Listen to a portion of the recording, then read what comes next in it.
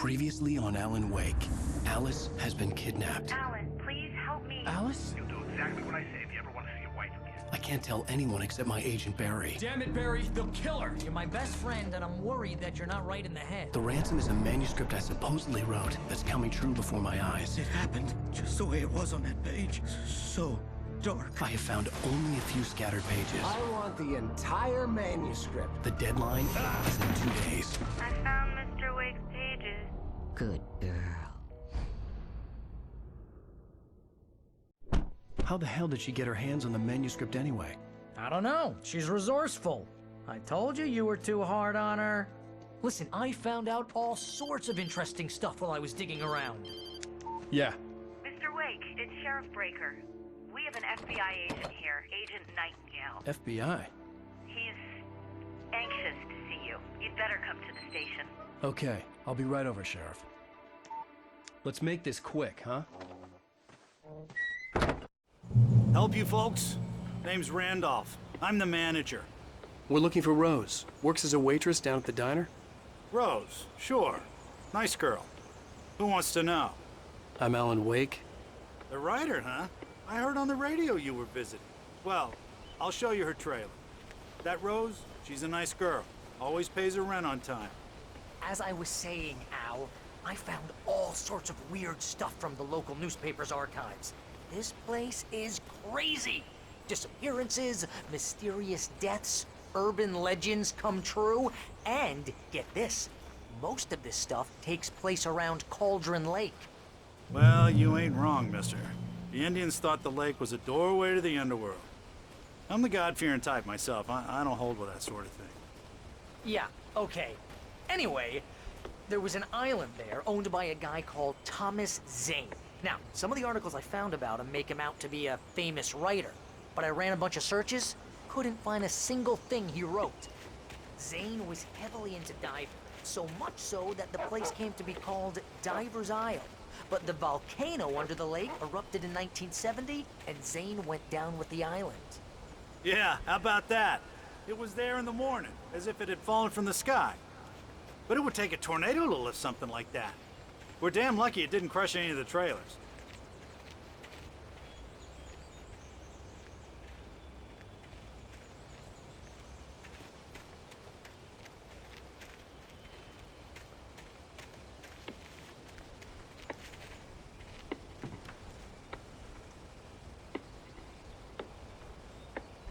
It gets better.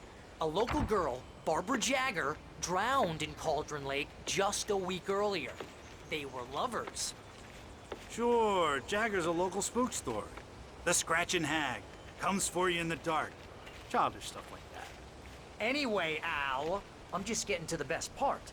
All of the articles about this stuff were written by Cynthia Weaver. I asked around, and she's that crazy bag lady you met. What, the lamp lady? She can be a little loopy, but she's not homeless or anything. Yeah, anyway, she knew both Jagger and Zane before they both died, and she had some kind of a breakdown.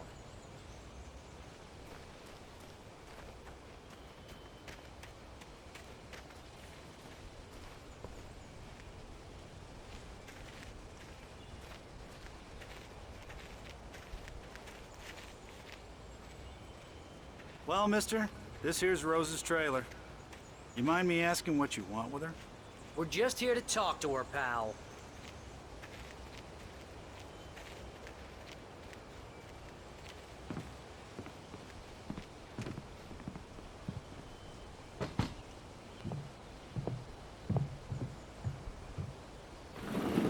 Welcome to... Oh dear, Mr. Wake. I'm so glad you're here. Rose, you have my manuscript? Oh. Oh, yes. Yes. Please, come in. Hey, this is really good. Rose, Yes, my manuscript. I really need it. I understand. I know what you need. A muse to inspire you. Oh, for Barry. She doesn't have anything. Yeah, hey, Al? Al, what's... Oh... Barry!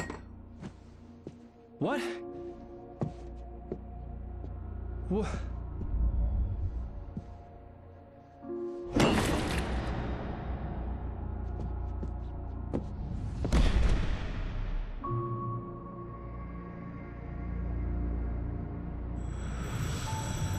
It's coming for you, hiding in my barber's skin. I'm too weak to stop it. You must turn the lights on. I promised I'd come visit you and your lovely wife. You must finish what you started. I insist. You must turn the lights on. Turn the light on. Back to work, boy.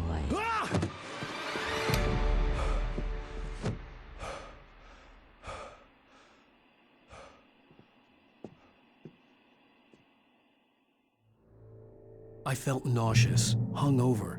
Only anger kept me going. I can't tell reality from dream anymore, but it seems I have an imaginary editor to help me. She's an old woman in a funeral dress. I call her Barbara Jagger. She's very strict. I'm writing faster and faster. My manuscript is being heavily revised. The edits are getting very aggressive, and each day there's less of me and more of her. I hate it, but I know she's right. She promises me I can save Alice this way. She knows more of this than I do. About the complex incantation I'm attempting. About this place. She's worked with another writer under similar circumstances, Thomas Zane. The genre of the story seems to be shifting. It's turning into a horror story. I'm getting close. I can feel it.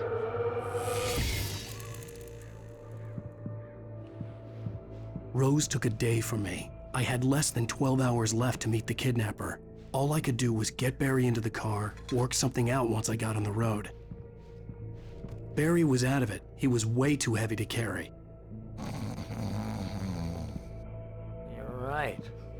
I deserve more money. I'm so handsome. My gun and flashlight were gone. I'd have to find a way to get Barry into the car as quickly as possible. There was no time to waste. Mr. Randolph liked Rose. That little smile she had. How she was still sweet when life had tried so hard to make her bitter. It wasn't any of his business what she did in her trailer. But those strangers, the writer and his smart-ass sidekick, looked like trouble. And they'd been in there for hours, way past her normal bedtime. He reached for the phone and called the sheriff's station.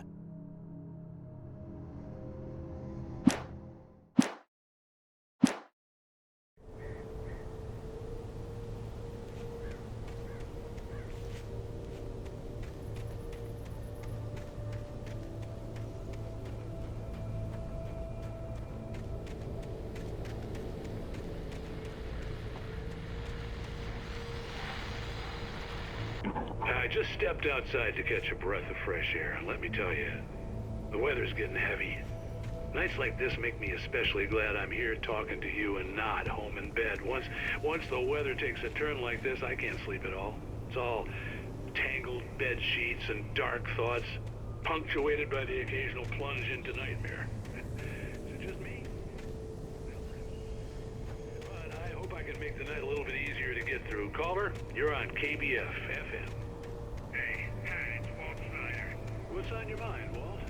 Well, I ain't the way you are,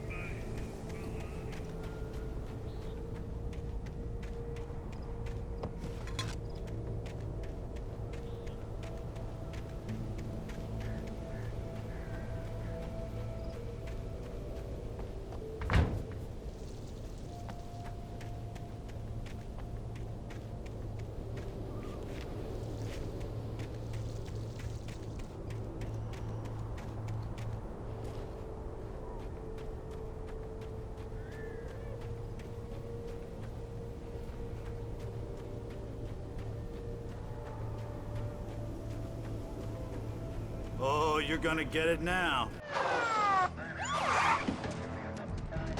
God knows what you've done to that poor girl. This is Agent Nightingale, FBI! Get him up, Hemingway! You're under arrest! You move a muscle, I'll unload right in your goddamn face! Stay right where you are, Spillane!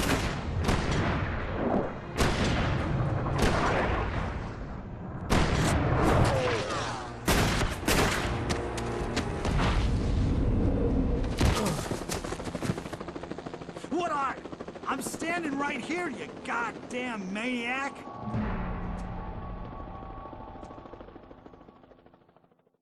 I hated to leave Barry behind, but there was no way I'd miss my appointment with the kidnapper. Give it up, Mr. Wade. Come on. Take it easy. Get after it. Don't let him get away. Move it, move it, move it. Let him get away.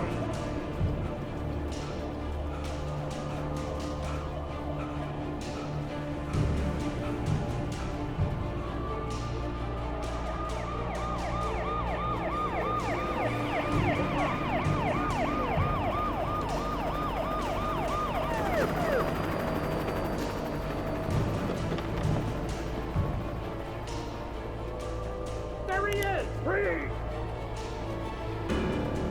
Okay, men. Keep your eyes peeled. He's gonna try to make it through here. Oh, damn.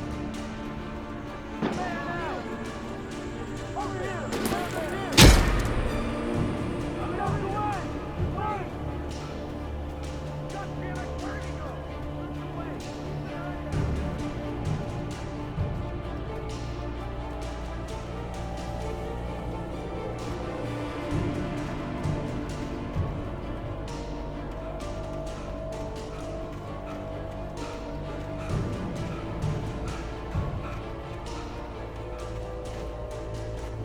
He's gone!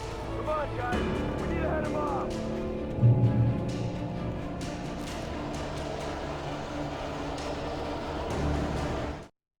For decades, the darkness that wore Barbara Jagger's skin slept fitfully in the dark place that was its home and prison. It was hungry and in pain. It dreamed of its nights of glory when the poet's writing had called it from the depths and given it a brief, terrible taste of power and freedom. The rock stars had stirred it from the deep sleep the poet had sunk it back to in the end. When it sensed the writer on the ferry, it opened its eyes.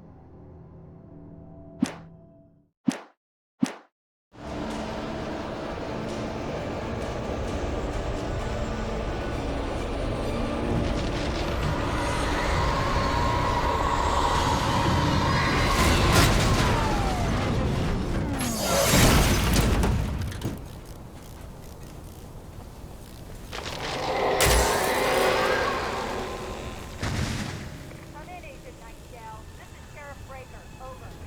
Nightingale, over. What on earth is going on? My deputy told me he fired at Wake, but he didn't have a gun. You almost hit a civilian instead. Over. Sheriff, Wake's running. I'm giving chase. I don't have time for this. Well, make the time. You can't just go shooting at people in my town. Over. I'm a federal agent pursuing a fugitive. You want to discuss my message, Sheriff? Make an appointment. Over. You stay right where you are, Agent Nightingale. I'm on my way. Out.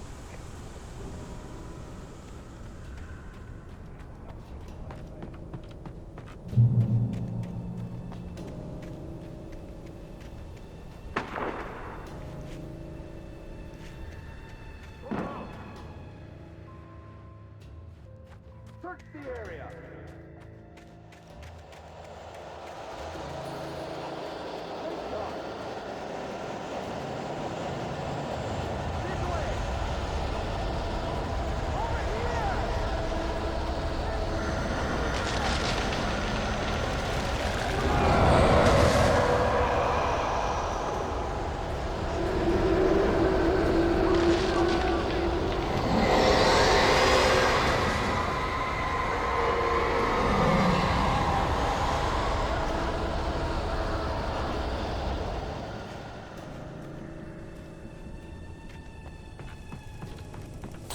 This horror was everywhere I went, circling me. The cops didn't stand a chance. They were after a writer, not a monster. Sheriff Breaker, this is Agent Nightingale. I've lost contact with most of the men you assigned to me. It's Wake's doing.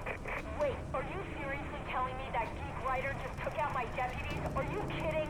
I mean, have you seen this guy? He wears a tweed jacket. Over. He's the guy we're chasing. If it's not him, who then? Bigfoot? Over. I don't know yet, but I'm not in the habit of jumping to conclusions. That tends to come back and bite you in the ass. Out.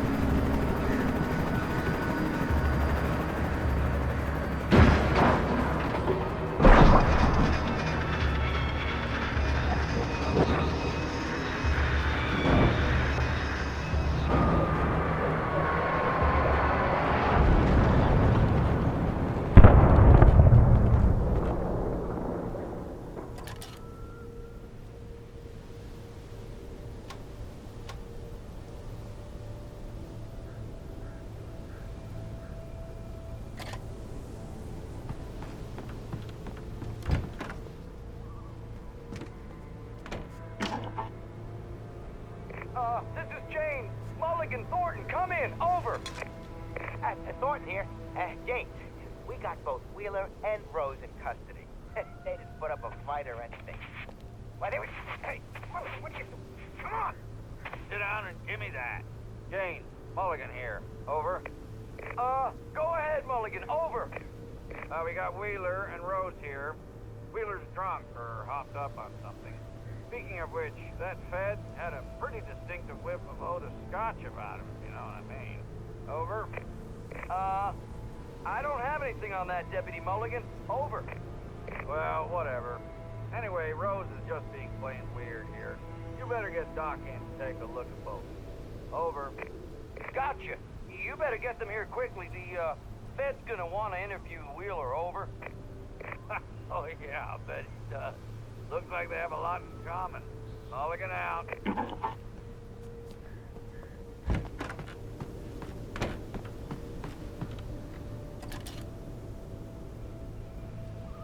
I could see the lights at the radio station in the distance.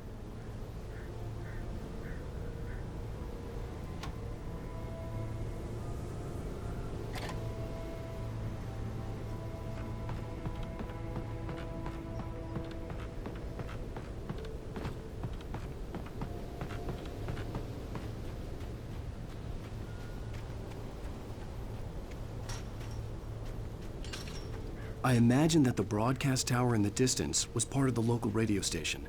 Maine seemed like a decent guy. Perhaps he could give me directions to the coal mine.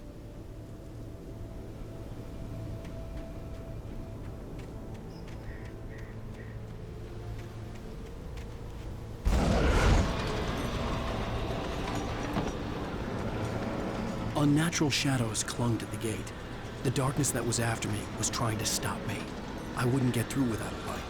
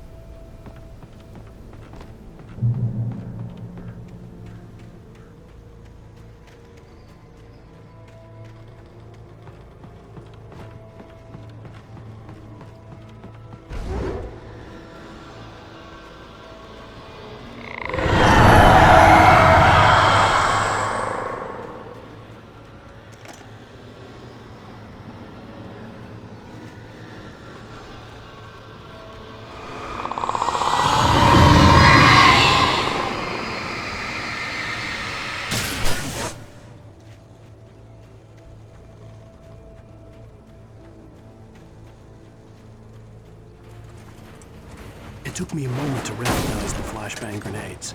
They were an ideal weapon for my situation. Team 1, come in. Over. Team 1, this is Sheriff Breaker. Report. Over. Team 2, come in. I need a report. Come on, guys. Talk to me. Come in, please. Over.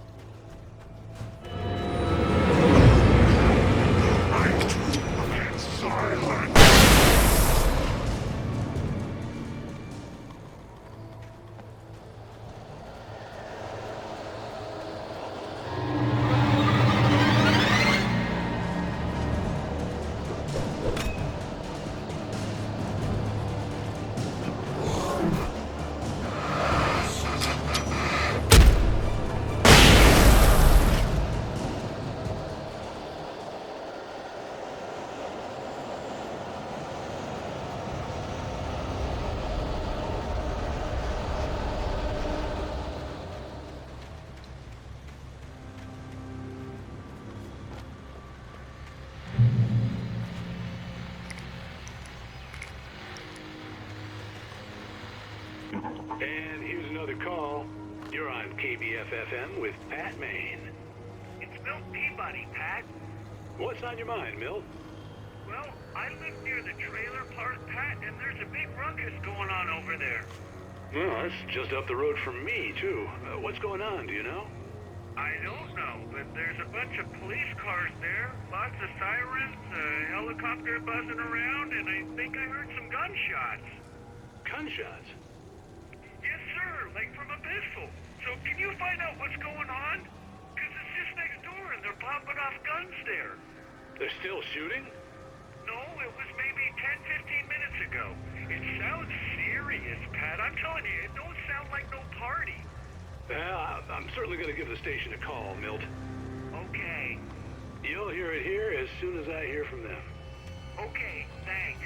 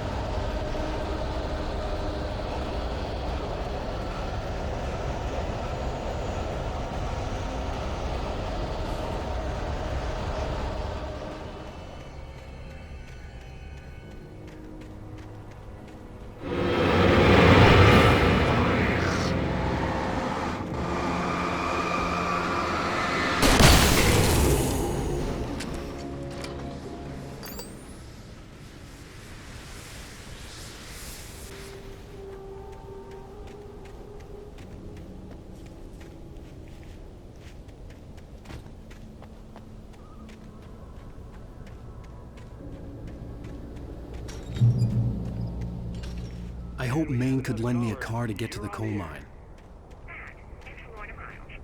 Oh, why, hello, Lorna. What do you have for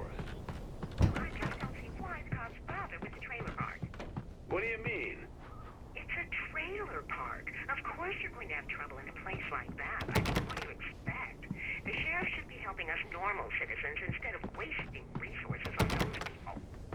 Well, They'll have to try to sort themselves out. I'm sorry, but my granddaddy settled in Bright Falls in 1911. well, thank you very much for that compassionate viewpoint, Lorna. Oh, here's a little surprise. The famous writer Alan Wake just walked in, folks. I'm going to see if I can talk him into an interview. Come on in, Mr. Wake. Oh, I'm so glad you could find the time to do this, Mr. Wake. Nowhere to run now, Dan Brown. You back away from me. Don't hurt. Whoa. Everyone calm down. Put the gun down. We're all friends here, right? Cool your jets, Nightingale. We got him. Judas Priest! What the hell's the matter with you? There's a civilian in there.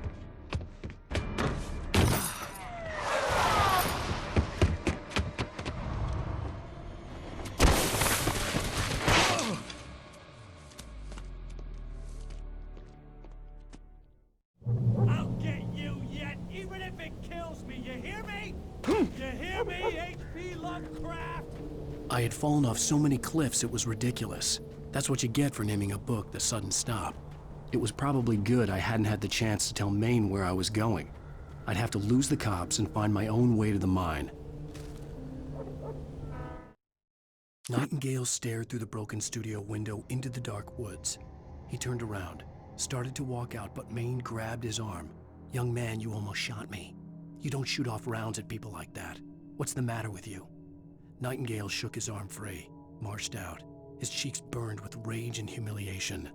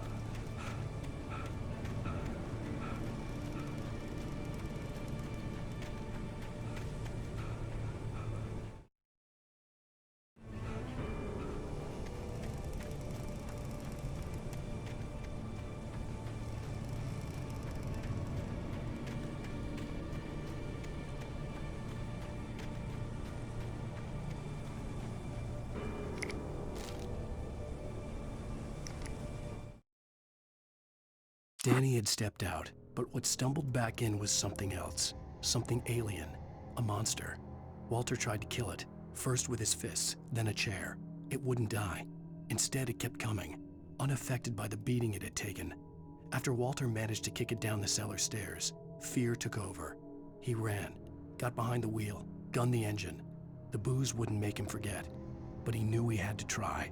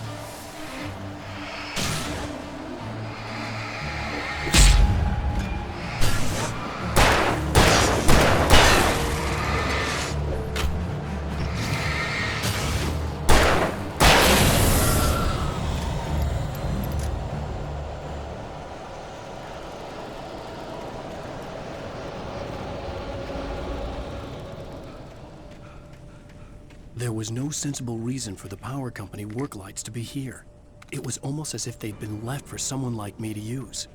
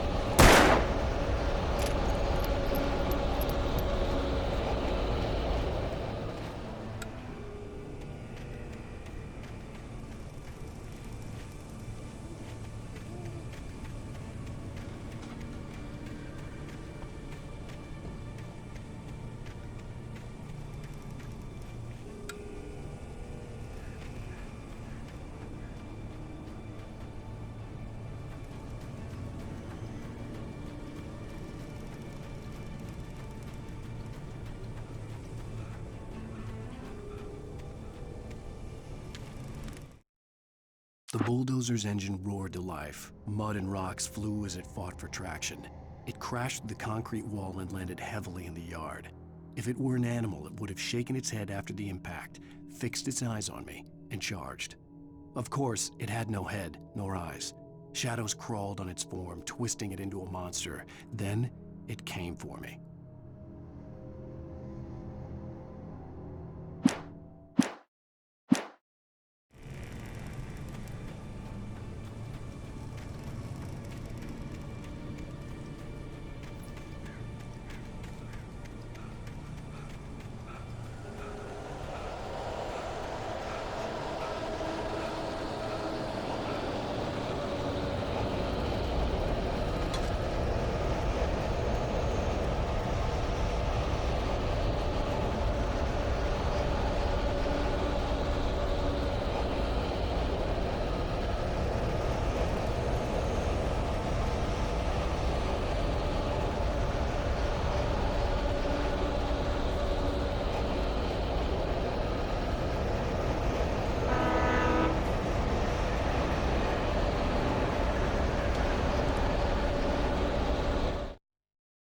Sarah trusted her gut, and her gut said Agent Nightingale was an asshole. He felt wrong, and it wasn't just the smell of stale booze. It was in the way he flashed his badge, pulled rank, the look in his eyes when he wanted answers. Where was Alan Wake? What was this about an accident? Where was his wife? And most importantly, why did she let Wake go? He wouldn't answer her questions. Federal business was all he'd say.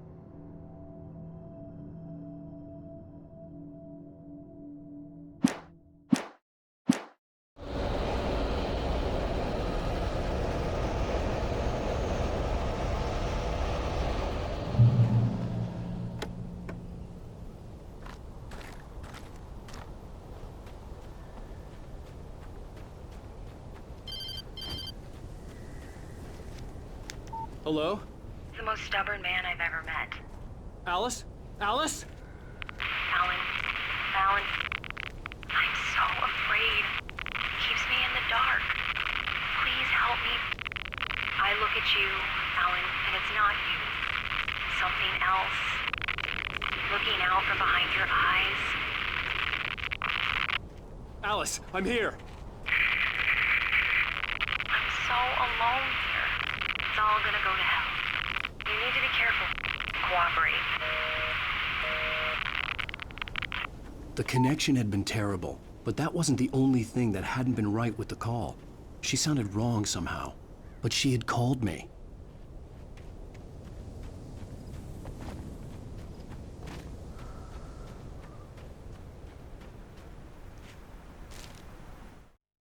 The pipe wrenched itself loose from the bridge's steel framework.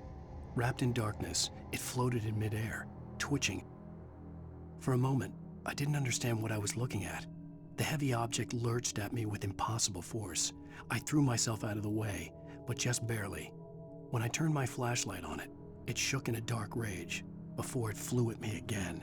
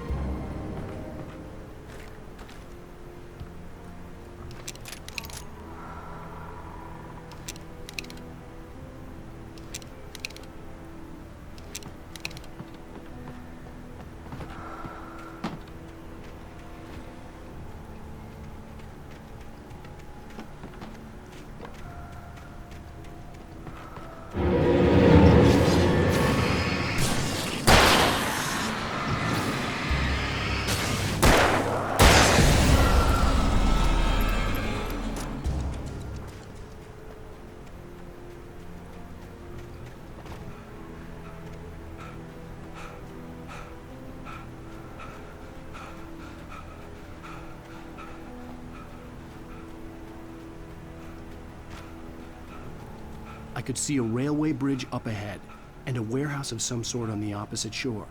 I hoped I could find a car from there.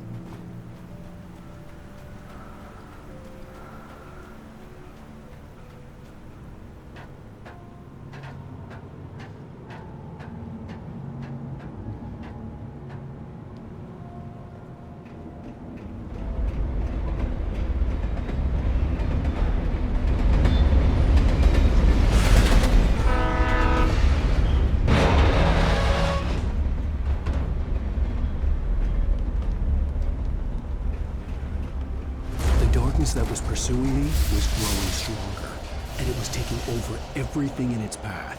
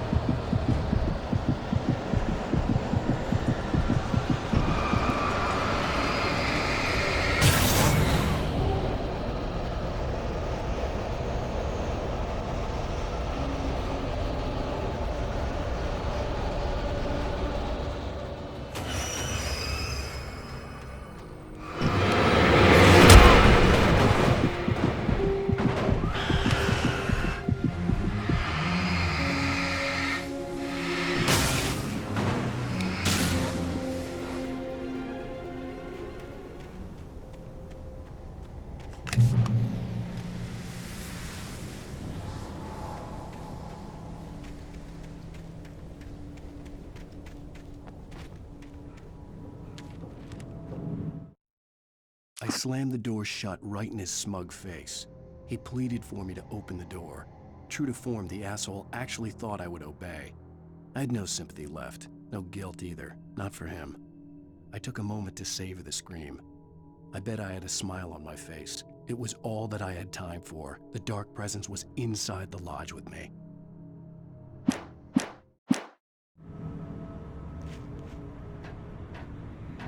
As a teenager, just starting to get interested in writing, Stephen King had been a source of inspiration to me. I thought about all the inanimate objects that had come to life in his books. No one is safe in a good horror story. Certainly not the protagonist. That's what makes them fun. This was anything but. The darkness could possess anything, and it was getting closer.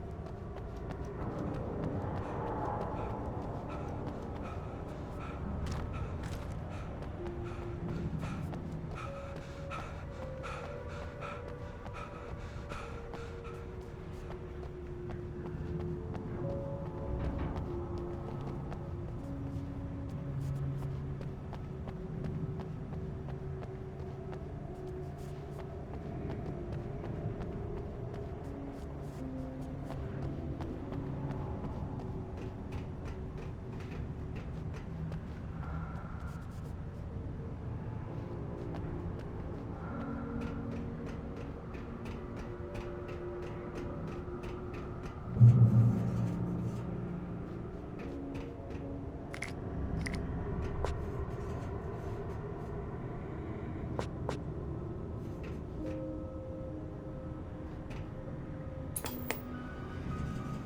take the facts of our existence for granted, unaware that they are merely a thin veneer of desperate self-delusion, covering a vast cosmos of madness and horror. All too often, the stars are right. In Night Springs. Tonight's episode, A Family Occasion. Journalist Alvin Durl's trip to study the local customs of an insular community in Night Springs has been less than successful. Until tonight. Well, I'm glad you changed your minds about it. The darkness surged towards me, sucking everything loose from the ground into its depths, tugging at my clothes. I saw the flare the kidnapper had dropped and threw myself towards it just as I felt my feet leave the ground. The darkness embraced me with the force of a tornado. Somehow I managed to light the flare. The darkness roared and cast me away.